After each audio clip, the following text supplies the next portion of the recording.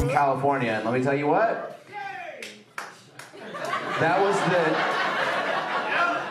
was the gayest yay of all time. And that's how I know you're from California. Yay, that's how I say yay too.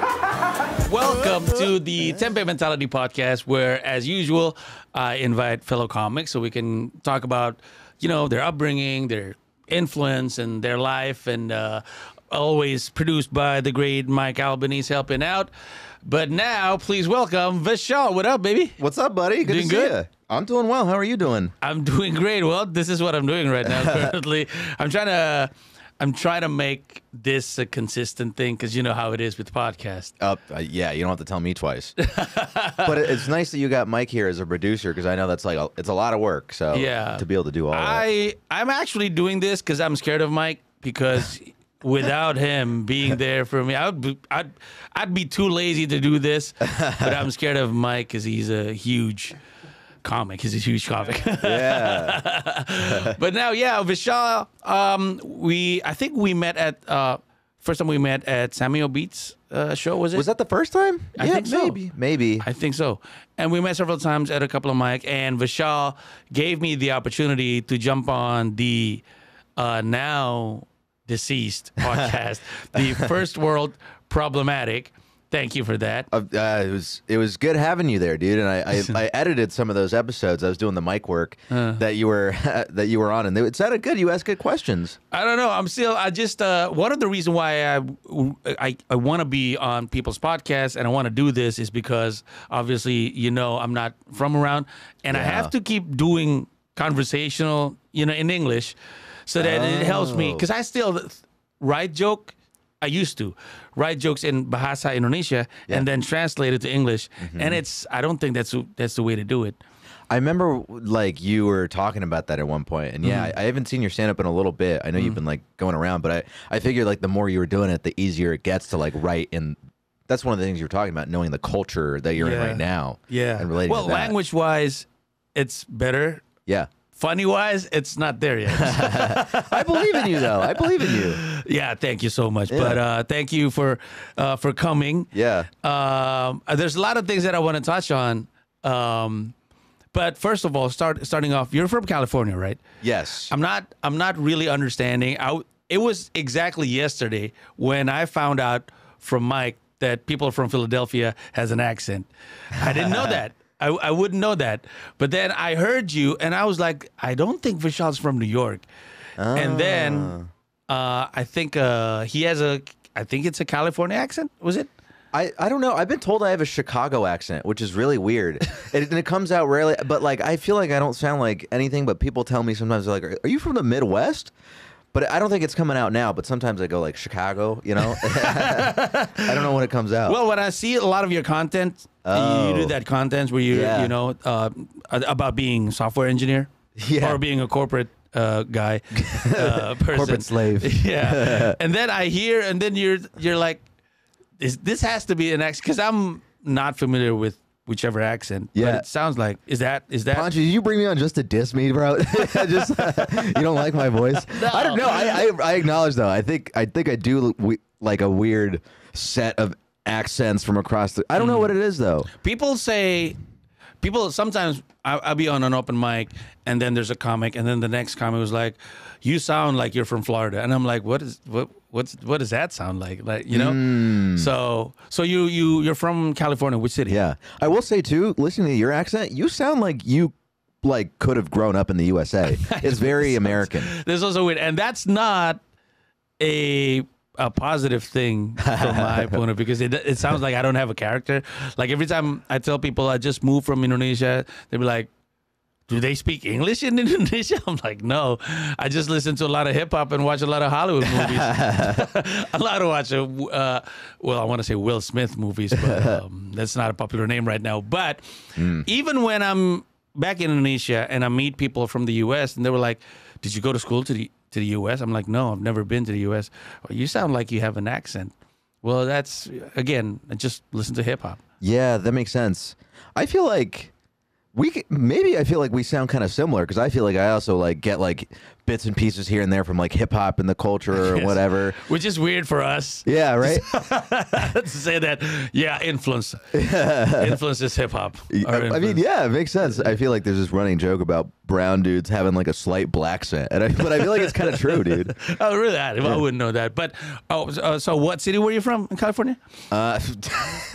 It's gonna sound worse the more we get into it. I'm from like the suburbs of San Jose, dude. I'm from Cupertino. Wow. Yeah. Wait, isn't Cupertino Yes. where the startups? I don't want to say Apple. Yeah, yeah, it's where Apple is. A lot of the startups. It's just like peak Silicon Valley, and actually like 90% of my high school, 95% was Indian and Asian. Like 95%. It looked like an international school in China. Like that's what. But it was just in the middle of California. Yeah. So I didn't meet a white person until I went to college. That's wild. So, your parents was originally from Cupertino? No, so I mean, I was actually born in India. I don't know if this is relevant. I was born in India, but I moved here when I was 3. Oh, so okay. They were from this state in India called Tamil Nadu. They're from different cities, and then they moved to the big city, which is Chennai, which is where I was born. Mm-hmm. And then when you were 3, your father moved to Cupertino. Yeah. So what was it like? It's so. Like my kids, my son goes to high school and my daughter goes to middle school. How are your kids doing, by the way? They're doing. Do they hate you? My wife does. Oh no! But they're great. They have great grades. Yeah. My daughter just gave me something like a report card, and her art subject is 100. Wow. And then the teacher comments, Shira achieves great mastery in art and whatever. I'm like, this is wild. You guys should just go to school in New York for the rest of your life, because things are way harder back in Indonesia. They're not, They're not fucking coloring and painting. But everything else, it's great for them. It was hard the first year. They cry all the time. Only Indonesian food is the food they want to eat. But now things are getting better. Things are getting easier. And in their school, it's 50%, 55% Asian.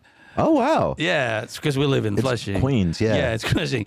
So I guess it helped them to settle in. Yeah. Because I don't know, it's just a lot of people who are Asian. I think it'll help to not get scared, because we had a meeting back home. Oh, whoa. The whole family about school shooting. What happened if school shooting happens? Yeah. How do we make sure that's not going to happen? And there's no answer. So it helped make them settle in easier. And so what was it like for you? You were 3 years old and in a school where it's just basically Indian and Asian. Well, so that wasn't until later. So I moved to Sunnyvale first, and then we went to some private schools. And yeah, it was less Indian and Asian. It was a little more diverse. I did see some white people and black people, whatever. But it was pretty good up until like 3rd grade, and then I moved to another private school in 4th and 5th grade.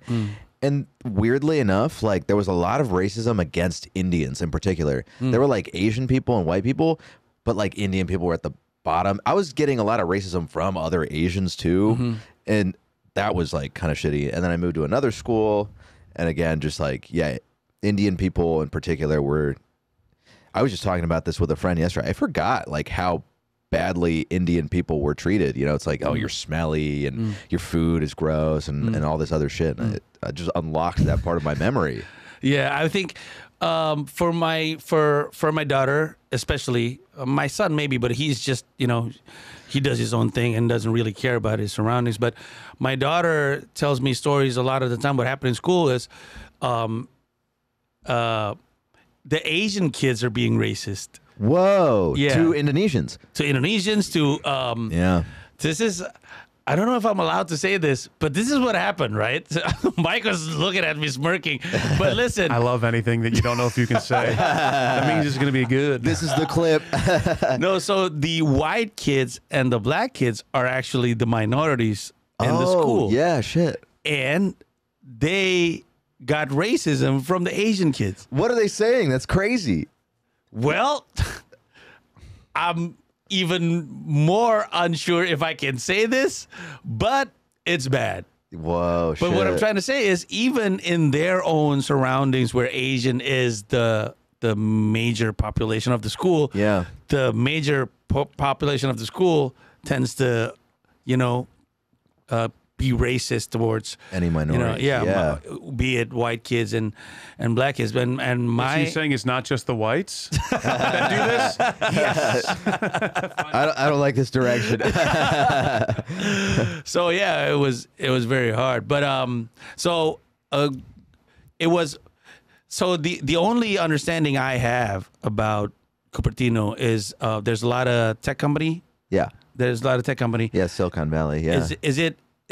Does it affect the social life there?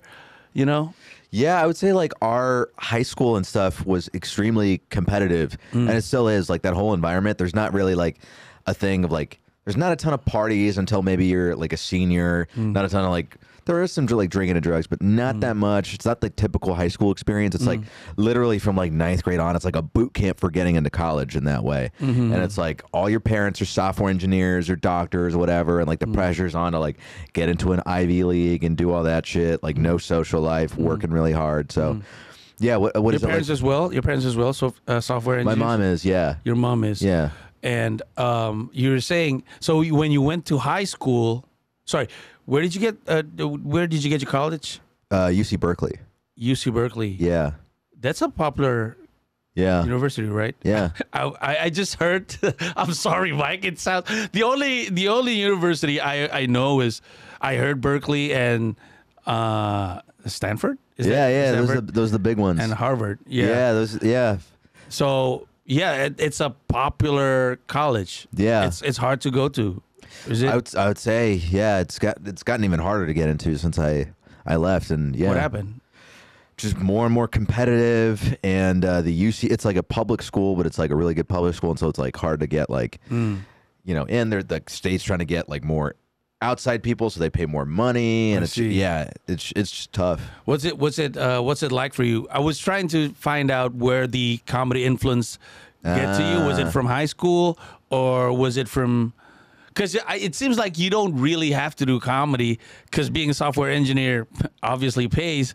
Yeah. Right. Yeah. So what makes you get into comedy? Did you do comedy because you thought it'd get you paid, or Well, Yeah. no, because you were making money off the rap career, right? I'm not really. Oh, really? No. Wait, so then what? Okay, I how was did you- actually a TV presenter. Oh yeah. I was a yeah. TV and that's host. where you got the money. And that's where I get the money. And then I started doing rap. And that didn't pay because I'm not really that good. You have like 12 albums, though. No. I have 30 5. albums of garbage, bro. Like Gucci Mane. Well, I have work ethic. I don't have the flow. Yo. But then I started doing stand-up because I've always wanted to. Before I even want to be a rapper, I wanted to do stand-up. But there's zero stand-up comedian in Indonesia. Well, you like invented it, right? Eventually I realized that there was one guy before me. Okay. And I have to mention his name. His name is Iwel. And he was actually 2007 he did stand up on TV, and he was actually the first stand up comedian actually who branded himself as a stand up comedian. Okay. That was the first.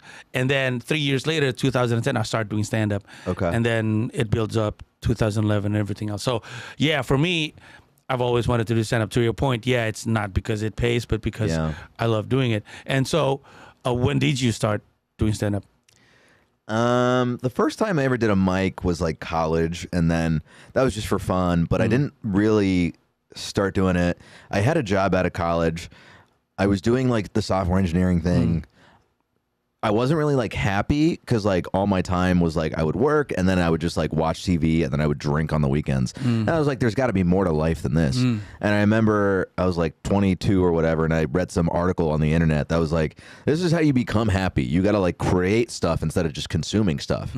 And then I was like, okay, what does that mean? I internalized that, and then I took the job that I currently had, and then I had a couple months off, and I was just like, what can I do with my time? And I was like, I saw that there was a mic in the area, and I just started doing stand-up, and then I just kind of built from there. And I mean, it was just kind of it. I don't really know. I was like a funny kid growing up because I was like a fat kid, and so you gotta like find a way to like. You used to be a fat kid? I used to be a fat kid. I used to be fat, really nerdy. I'll show you a picture, dude. You'll be like, "What the fuck?" Yeah.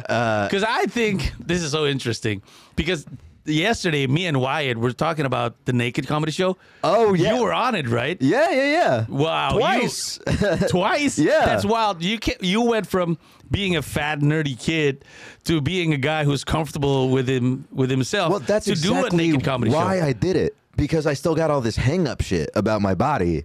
Oh. And so I'm like, what better way to get over it than just fucking, doing it? Mm-hmm. And I found it really healing. And then the second Wow. time I did it, I like cared less, and I just did it.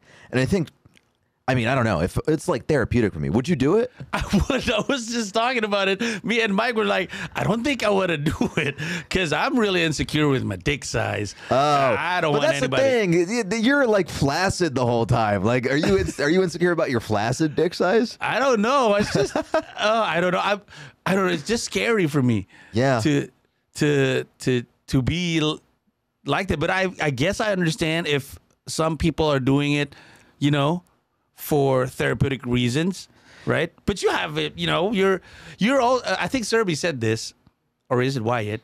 That you're a lot of the times you're on that dating TV show, right? Yeah. Because obviously you're good looking, you have great body. It makes sense to be in a naked comedy show, right? Yeah.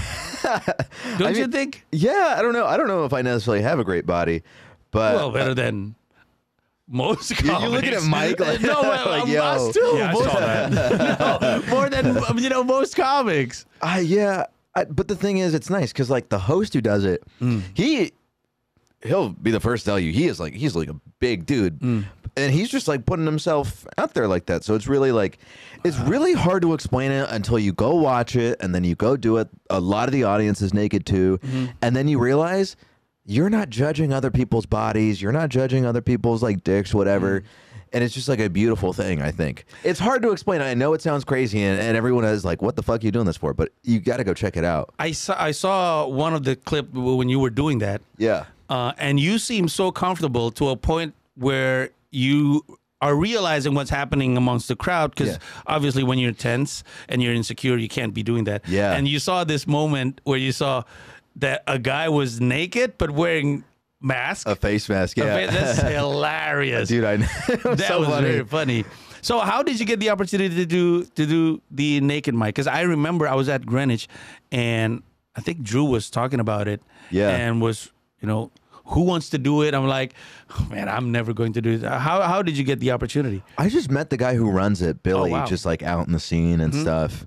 Yeah. Have you been doing a bunch of shows lately? Like, how are you feeling about the scene? Well, I'm still trying to get booked as much as I can. But you ever it's like really, leverage, like, hey, I have this big following, like, put me on your stupid bar show? You know? No, I don't really do that. But a lot of the times when I get booked is because they saw I have a lot of followings. And maybe it's also a way to connect me and the comic who produces the show. But I don't really like to go and, I have 1 million subscribers. I can live stream it for you because obviously I want my comedy to do the legwork. And unless I believe in myself that I can crush the crowd, I would never use, my social media. But the thing is, for me, because I have to go back and forth to Jakarta, and I'm going tomorrow back to Jakarta. Why do you got to go? It's about the company that I'm running. I'm stepping down as CEO, which is a good thing. You got a company? I didn't know that. I do. It's so weird. When we were doing the First World Problematic at Serby's apartment, I arrived earlier because I told Serby, can I arrive earlier? I have a very important meeting. Oh, yeah, sure. And then I arrived an hour earlier, opened up my laptop, fired it up, and I was on a Zoom meeting where I have to lay off 17 employees. Oh, shit. That was hard. It was crazy. It was crushing. And then Wyatt and Serby was waiting, dead silent. And then afterwards, it seemed serious. You were on a meeting, but you weren't really talking. Like, what happened? Well, I had to lay off 17 people because we had it rough. And because of me being the CEO, I have to go back and forth.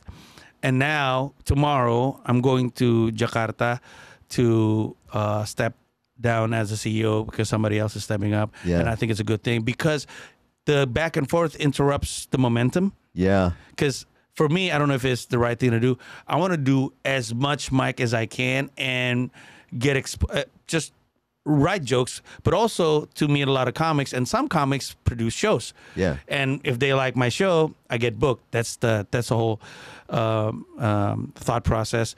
And I'm not getting that because I'm not going out as much because I have to go back and forth. Yeah. That's why I didn't get the opportunity to get booked into. There's a lot of interesting shows. Yeah. I mean, also Naked Comedy Show, but a lot of comedy, and I haven't got the opportunity. But you got the opportunity because you were just out there. Yeah. You know, in the circuit. Yeah. Doing stand up. Yeah, and I've been kind of like in a similar boat where I just haven't been going out as much lately, and I don't have as many shows to show for it. So I think you're right, just like being present in the scene, running a show, being at mics, just hanging out. You know, I think is good. Yeah. Yeah. I don't. Now that's another problem because me and Mike were talking about just hanging around the clubs and meeting people, and even if you're not booked on the show, just come by and say hi and something and doing something. But I'm not really a social guy. I don't think comics me are too. social. No. In general, and even Kevin Sanchez says we were in Indonesia doing that show, and Kevin was like, yo, you hang out with us every night. You never hang out with us in New York. And I'm like, because I'm not really that kind of guy. But now in Indonesia, you're my guest, so I have to take you out. Right. And so, yeah, it's been hard. When you were offered for the first time, did you had any doubt of doing the comedy show? Offered what? The Naked Comedy Show. Oh, yeah, dude, I put it off for like 6 months. Oh. I like said no like 6 times. Wow. And then, yeah, finally, I had like talked to some friends who had done it, and then I was like, you know what, fuck it, like, why not, So when the first time you got on, was it nervous? Yeah, I was super nervous, right? I brought my girlfriend because I was like, I need a pep talk, and then she like pepped me up right before. Wow, she was like, your girlfriend is all for it? Yeah, she was all for it. Wow. She's a comedian too. Oh, wow. And I'm like, would you do this? She's like, they would have to pay me so much money. And I'm like, dude, I got like $50. I'm not doing this for the money, Right. Yeah. This is going to sound stupid, Vishal, Yeah. but this is just what pops up in my stupid head. Don't you worry that you get a hard-on because you were doing stand-up and somebody attractive is among the crowd, or the other way around? Dude, I don't know. First of all, nobody like so hot that they would give me an immediate hard-on was there in the crowd, I think. But also I think the vibes of the situation and the nerves and whatever, it makes it hard for you to like, even if there were someone like attractive, it takes a little more to like have you like actually have the hard-on in front of people like I know, that. yeah. Everyone's dick's just so small on stage, dude. Yeah, that's it. On stage. Mike, now that Vishal put it that way, would you do it? No, and I'll tell you why. I did a movie where I was naked from the back, and shit. but I was naked in the front for the shot. Yeah. And I was so like in my head about it that it's the first time I was inside of myself. Like my nerves pulled me all. I'm a grower, not a shower. Yeah. But I was like, there was nothing there. Like I was so tucked in that I was like, this. If anyone sees me, they're gonna think I'm a woman. Yeah. It was that bad. I was like, Oh oh, my god. So God. yeah, I don't think I'm out. Yeah. I don't think I can do it. Back in Indonesia, I did a movie That's where funny. I have to do this sex scene, and she was topless, but she had a G-string, and I had my boxer brief, and I am very nervous because there's a lot of crew around, right? It's not sexual in that environment. But here's the way. This is how stupid I was. The director says, "Don't bullshit me. I want you to connect. I want to see her move because you were banging her." Oh, shit. That's what the director wants. Even though we're behind, what's that thing? Blanket. Oh shit, yeah. Even though we were behind blanket, he wants to see the body move like that. Shout out to Tara Basro. But I was so nervous. What if she got offended because I didn't get a hard on because, you know what? Have you tried talking to her? Did you try talking we to a were woman? both nervous. We were both chewing gums. We were using mouthwash and everything. We were both nervous. Was there an intimacy coordinator, or was this like pre? No. Yeah, this is a thing now that they got like these coordinators on set. Wow. Yeah, they'll make sure everyone's. What's that like? So you kind of like a coach or something? I guess I haven't been on like a set where I needed one, but I know that's a thing in the industry now where it's like you like talk to them about your boundaries, whatever. They help like coordinate and plan the shot, make sure everyone's comfortable, but also work with the director. Yeah, I don't know. I guess it's almost like a martial art coordinator. Yeah, you know, yeah, fighting- stunt coordinator, yeah. yeah, like a stunt coordinator. Yeah. But for relationship and sex Yeah, scenes. yeah. That's wild. But yeah, I Like would. planning your thrusts out and shit. But even today, I'm 44 years old. I shouldn't be insecure with my dick size because I'm married. I got kids. I'm not using it anymore. But It I'm never still, goes away. Yeah, but maybe it'll help. Maybe I would do it just for the Yeah. sake of, you know what? Fuck everybody. Yeah. Right? I've never been to one of these shows and saw someone's dick and been like, he's got a hog, bro. Like everyone's dick like recedes a little bit when it's in public like that. Did you ask the guy, what was his name again? Billy. Billy, did you ask the guy what his initial idea about?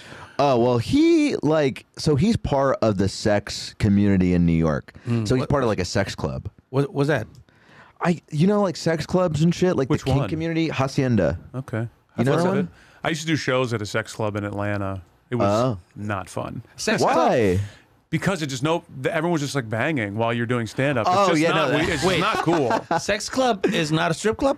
No, it's a sex No. club. Imagine a strip club, except for it's worse.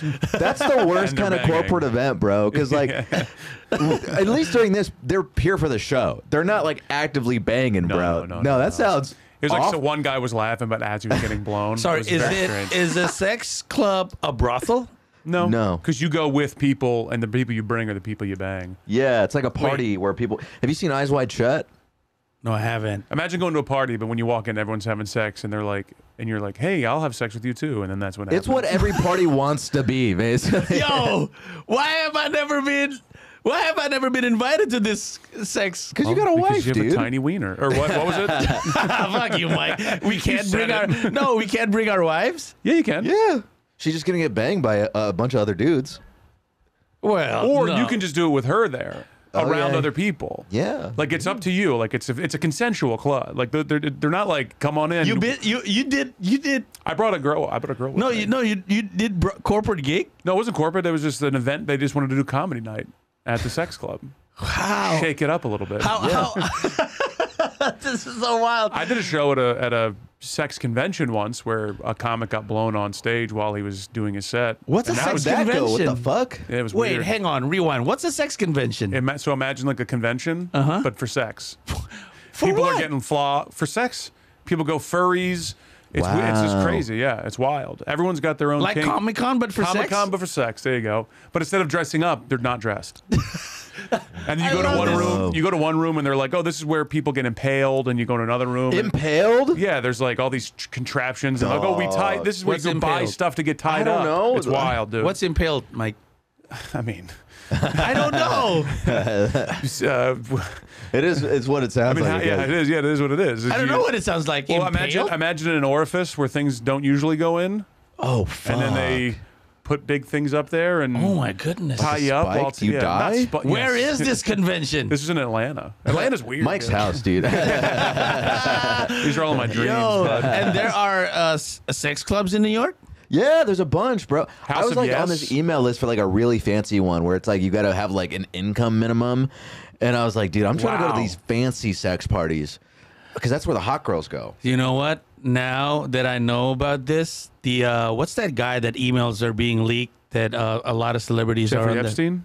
the Jeffrey Epstein thing Yeah. is just a very weird and top-notch version of all of this, right? I guess so. Yeah, it's everywhere. Yeah. Yeah, except his is like with kids. I don't know if that's. Yeah. But why were we talking about sex club again? You brought it up, bro. No, Naked You're obsessed comedy. with this. Yeah, but Yeah. before we were talking about sex clubs, you were talking about sex club. Yeah. Oh, because the guy. Yeah, he is part of the he's sex part of a club. sex club. So I guess you just combined his two interests. Comedy and sex club. You should combine like the rap community and comedy in some way or something. Well, I don't get any respect in the rap community in Indonesia. I don't think I'm gonna get any respect here in New York. Really? I don't know. It was that bad. Well, I have a very prominent Indonesian Indonesian rapper, Yeah. DM'd me, and he said, "Stick to comedy." That's the only DM, and I respect this guy so much. I listen to his music. Really? Shit, Yeah, and it was dude. like, and I on the other but you know how it is. Every art form has this people where it's just is purist the word? Yeah. Where if you want to be a rapper, you have to just do rap, and life is about rap, and Yeah. it's like that beef between not Talib Kweli, Mos Def, not Mos Def, Yasin Bey and Drake. Do you know this? No, they got a beef? Yasin Bey was talking about Drake's music is supermarket music, I think, or department store music. Yeah. I don't know, man.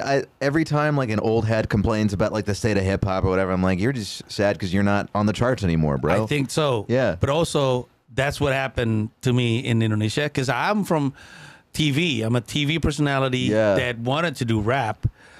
That's and why then- people hate on Drake, I guess, because he was like an actor. And Yeah, he he's also an sings, actor, yeah, yeah. all that shit. So I'm not. There are a lot of Indonesian rapper who like my work, who respect my work. A lot of big names, but there are also a lot of names that are like, nah, you just be a comic. Bro, you should feel good. You're like the Drake of Indonesian rap. And you Without also the do numbers. comedy. Yeah, Without the numbers. Nice. But yeah, so that's what happened. Going back to that, so Billy was in the sex club and loves comedy, and then combines the two. Dude, I gotta ask you about it. You think it's like in the middle of banging some chick? He used to be like, you know what would make this good if I was doing stand up? I guess it's the same thought process that got Mike into doing a show at a sex club. I don't know. It's good How long pay. did you do? It's like 15, 20. Wow, 20 Seconds. minutes. Just the way he was fucking, dude. Were you naked? No, but I was in a towel because you didn't have to be naked. People, it's like whatever you want to be, whatever you want to do. Yo. And I did bring a date, Oh. and it was weird. It was not Really? it was not the right move. Yeah, no. yeah, she wasn't into it. She was like into it, but not into it, and she knew what she was getting into. I didn't like surprise her. Dating advice. If you are dating somebody and this person doesn't know you're a comic, does bringing her to your show is a good move? It is? Is it? Oh, you're asking. Yeah, is it? Dude, I don't know, If you man. do well. Yeah. That's the point, right? Yeah, if you bomb, it's because goodbye. you'll never know, and there might be a funnier comic. And make Actually- sure it's a good show. Don't take her to like a mic. Yeah, You get your name thrown out of a hat. yeah. Actually, and I don't think this is true for just me. I've heard other comics say this. Dates like it more when you bomb. I don't know why. What was that? I don't know why. I've talked to other comics about this. Like, sometimes girls like it more when you don't do well. It's like their like maternal nurturing instinct comes out. They're Yeah. like, I know he can do better and I want to take care. And they like that. It's so weird, you know? I think it's because these women love to see us when we are vulnerable. Right, that might be it. Yeah, they want to see our emotions like come out and like express our sadness. They're like, oh, he can express that and whatever. Is that's what happened with you? But your girlfriend is also a comic. Yeah, no, she actually met me when I was doing well, so she likes that I did well. So it could go either way. Has she seen you bomb? No, she's seen me not do well since. But the first time she saw me, I did well, and that's what made her like me. I Mike, think. you're engaged, right? Mm-hmm. Is To she a comic? a fellow comic? No. No, she did. You ever bring her to your shows? Early on, she would come, but then she was like, I've seen it. She's done. She's out. But did she come to like the big ones or anything? She's been to a couple. Yeah. She doesn't really, Yeah. she gets nervous. She doesn't want to watch it happen. Or so she you. gets a little bit nervous, yeah. Is it a thing where? And then I did one in her family's hometown, and they all came out, and there was like a table that was just relentlessly bad. Yeah. And I had like one of the most insane sets. I was like kicking shit when I got back to the green room. It was one of the worst nights of my life. Oh. Then like, there was cops in the room that were hired to be in the room, and I was like, "Can somebody do anything about this?" And they were just on their phones. It was one of the weirdest nights ever. And I was Wow, I'm sorry, trying man. to manage this room, and everyone else. Like I got everyone else back, but it was just like I was legitimately sweating the entire and what time. did Like, That's the so family frustrating. say so annoying. They were like, after? "I can't believe those people." Like that was wild. Wow. They were like, "You handled it so well." I'm like, "Really?" Because I was ready to do some damage. It was brutal. The first time they see me do like a long like an hour, and they were like, Yeah. Wow. yeah." Wow, that's wild. They've never asked me back to that club. I think when I got backstage, I was screaming at the promoter, like, "This is the dumbest thing I've ever seen." What club was it? Where was it? We'll talk after. Sorry. Is it a thing where you bring your girl to a show? Maybe not your girlfriend yet, but this is like a first or second date kind of thing. And then afterwards, she went home with another comic. Is that a thing? That's so fucked up, bro. I've never Would you seen that. imagine any person doing that? I don't know. I don't know if it's actually a thing. Yo, if she does that, she's for the streets, bro. You gotta let her go.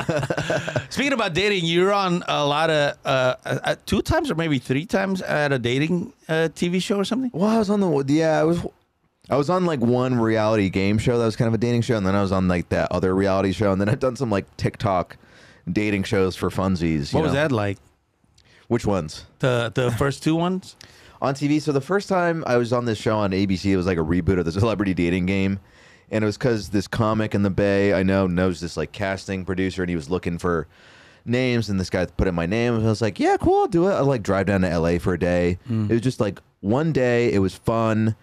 It was actually kind of shitty because the day before I was getting railed at work, so I had to like drive. Oh, you work at a sex club too? At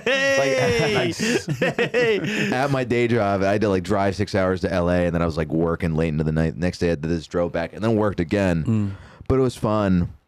And then that was just one day. And then next time I like found out about this reality show that was popular during COVID, and then like randomly applied to something on Backstage. Turns out it was that. That was a whole thing. And when I first moved to New York, I did that for a little bit. That had some ups and downs, and then ended up dating a different girl for like a year, broke up. That show came out to mixed reactions on my part. And then those TikTok dating shows were all just coincidence. I ended up meeting those people here and there.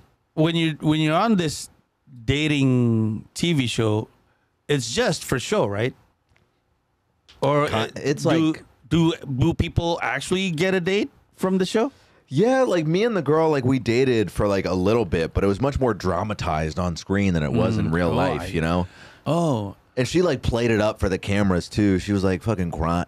I don't know if I should don't clip this part, but No, she was it's like okay. crying and shit. And I was like, dude, we dated for like 3 weeks. Why are you like spending an hour crying about? Why do we have a 3-hour breakup conversation on camera when I already broke up with you 6 times? And like, it was so stupid, dude. Well, that's very interesting. Yeah. It's because I think because maybe my reference about shows like that in Indonesia is everybody's an actor, and Yeah. it's not really a thing. No one was actors. And they wouldn't like give us word for word what to say, but they would like set up situations that they wanted us to like play out and stuff. And like, if we weren't doing the right thing, they would ask us to say certain things. So yeah, man, it was stupid. Because you know how reality shows, reality shows aren't really reality shows. It's just like scripted, but it's like a mockumentary kind of way to produce it and shoot it. It's heavily edited and produced. I see. Because in Indonesia, there's this ghost reality show. Whoa, what is that? That's where, like, say the TV host beats up with a guy, a random guy on the street, and challenge him to be on a haunted house. Okay. And sometimes it's an abandoned hospital. Yeah. Sometimes it's a warehouse, and they just have to stay there for the whole night. And if they manage to stay the whole night, they get money. Yeah. And it's just a stupid thing. When it airs on TV, there's always this red circle look, but there's nothing there, Yeah. And everybody else was like, just it's like a haunted house, a haunted mansion in Disneyland or whatever, because everybody was trying to spook this guy because it's fake. Yeah. It's not really a thing. So all I know about reality shows are fake, and so that's why I ask you, they're not actors. They're just there to find dates. But dramatized. Yeah, theoretically, and the producers like dramatize it because they got to tell the show or whatever. Yeah. Okay, so I also want to touch on this. You have a lot of content where I don't know what what's the category of it, but you were talking to your cell phone. Yeah. And it's a lot of the things are about Like an insane person, dude. Talking to yourself. That's just the state Well, of we the do that a world. lot. Yeah. Everybody does it, and it gains views like 100,000, several 100,000 views about being software engineer. Yeah. That's like is that like a category that you're like trying to win? And I wouldn't know that to be talking about software engineers, because I don't know anything you're talking about. Yeah. Because I don't understand the lingo. Yeah. But I'm looking at the views. I'm like, this is crazy views. Is Really? that something you're doubling down on? No. Is this something you like to do? Partially. I think it was like, I think there's no real like outlet for me talking about my day job in comedy. There's like a couple jokes that work, but like not a lot of like the stuff that's like, Because it's too specific? it's too specific. I see. The only stuff that works about being a software engineer on stage is like stuff that's like generally relatable to everybody, but like the minutia of it, that's like really frustrating to me. Is like that's like the power of social media, I guess, is like it can find like all the people who are software engineers. It's hard to bring out like 100,000 software engineers to a show. And be Yeah. like, I'm gonna do a show for you guys. But like I guess like it finds an outlet in that way. So I think that's why I started doing it. Do I want to double down on it? No. I think I want to like make content about other types of things, and I'm slowly starting to do that. I also feel like the algorithm like rewarded it on my account a little bit, which I like hate. I mean, I don't know. You probably have more experience with this than I do, just like catering to the algorithm and content and stuff. But Yeah, no, I don't think I know some things will work. I know some things won't work, but I just put it out there because I like it. But generally, I just do things I like. And that's why for a long time, people don't know who I am on social media because I do a lot of things. Yeah. I just do the things I like. I think that's why I'm doing stand-up. I'm just doing the things I like. Yeah. Because I remember one of the posts, it didn't get as much view as I thought it was going to. It was, you were talking about like you were giving tips about how to get on a vacation without jeopardizing your job. yeah, that one didn't do well, but But that's supposed to be relatable because everybody understands. Right. Yeah, that's why I said it's interesting when you were really talking about the software engineer thing, and then the viewers are significantly better. It's like there's a niche there.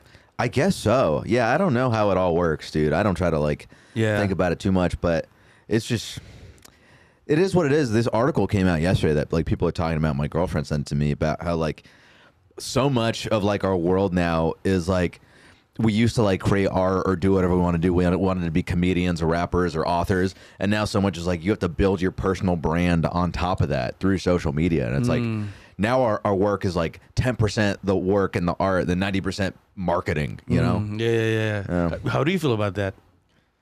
I used to hate it. I used to not be on social media before I started comedy because I thought it was just very distracting. Working for tech companies, I'm like, fuck tech companies. Why would we give them our data? I don't think it's good for us. You gotta live in the world and take what little of like real life is left as tech becomes more and more ingrained. But now I've just accepted it as a fact of life. This was becoming a very dour podcast, but I'm like, I have these thoughts. A dude. lot of comics are thinking about that. They hate the fact that they have to do personal branding. This is as well happening in Indonesia. Yo. Oh shit. Are we good? I think so. No, we're fine. Yeah. Okay. This is just the what's that word again? Fire alarm? Fire drill. Fire Oh, drill. it's a drill. Yes. Fuck a drill, bro. I know what to do. Stop, drop, and roll. No, it's the thing where comics. What do you feel about it? Yeah, Fire that's what I drill? asked you, Mike. No, I mean that a lot of comics are not liking the idea that they have to do. But every generation, there's always it always changes every couple of years. Everyone thought being on an MTV show really? was stupid. Nobody wanted to do like, everyone wanted to do late night, but now it's like, who cares? You know what I mean? It's like all about your TikTok. That's a good point. If you don't grow with the art, then you're gonna get left behind. You know? Are you a big social media guy, Mike? I was, and I have a good like TikTok, and I blew up a little bit on TikTok, but then Yeah. I kind of was like, meh. Yeah. Like I just felt, I don't know, I shouldn't have, because I would have had like 10 times the amount of whatever. If you follow If I just would have through. kept doing it, Yeah. but Yeah. I just kind of was like, I don't know. I tend to step over dollars to pick up nickels sometimes. So I think it's like a block in my brain to be like, That's an this is doing interesting well, term. gotta stop. Been there, dude. Been there. So where are you? What are you planning with comedy? What are you planning to do? You guys tell me what to do, dude. I don't know. You I don't guys know. have the roadmap. I keep telling every podcast. I keep saying. Yesterday I was talking to Mike, but this is actually true. We were talking about how I guess what we do is just go out there and just work, work. That's all it is. And you know, sometimes it connects and it clicks, and then good things happen. And sometimes after good things happen, good things didn't happen. Yeah. Who was talking about even the comics who I think made it? It was us yesterday. Yeah. It was us, right? You guys made it? No. We were talking about comics that are like you think are like killing it. And they'll be like, man, I don't know what's going on. Like, how do I figure out how to get somewhere? You're like, buddy, you're there, and they're like, no, man, I don't know where I'm at. Yeah, Right, so no. much of it is luck, I guess. It's too, all from their perception, parts. too. Oh, I think really? I think I was talking about Eagle Wit or maybe somebody. Yeah, Okay. yeah. And I was like, And Eagle Nico Wit White, yeah. and Nico White. I was like, yo, they are. I think they're the best I've seen, and I think they made it. And then to Mike's point, but if you ask Eagle Wit, he wouldn't say, yeah, I made it. I'm still trying to find out how to navigate myself. Bro, it's because, like, I guess to them, it's just like the only person who can be like, I'm at the top is like Kevin Hart, you know? He's like, Yeah, and Seinfeld. Exactly. Yeah, exactly. And they're like, I'm good, I made it. But then there's always and more to strive for. The interesting thing about it, we were talking about how to us, Jerry Seinfeld has made it. Yeah. But to Jerry Seinfeld, making it means success to him means that he's still working. He said, Kevin Hart asked, what is your definition of success? And Jerry Seinfeld was like, if I'm still working. If I'm like 60, 75, and I'm still working, that's success. Yeah. I'm like, wow, even for him, it's just work. Yeah. Well, I listening to this concept. It's the idea of like the infinite game. It's like, are you at the point where you're just happy doing the same thing for the rest of your life? And I think, for him, it's just like, can I do stand up every day? Good. Then as long as I can keep that going, then I'm chilling. What is that for you guys? Like when you're like, if I could do this every day, this is my day for the rest of my life. I'm good. I've made it. I think for me, that would be it. I would try to do anything I can to make sure I can still be in New York, finance this life while doing stand-up. But it would be great if I get to a point in my stand-up career where my stand-up finances my life. Yeah. Which is hard because I have kids and my wife. What about you, Mike? I want to spend a third of the year filming a food show. Sick. Like a food travel show of some sort where I'm allowed to give my personality. A third of the year just work in New York, and a third of the year just on the road. People come out because they like me and they like my comedy and my personality. That is so dope. That's great that you exactly realize what it that. would be. Yeah. Yeah. So dope. I think I've had so many glimpses of it.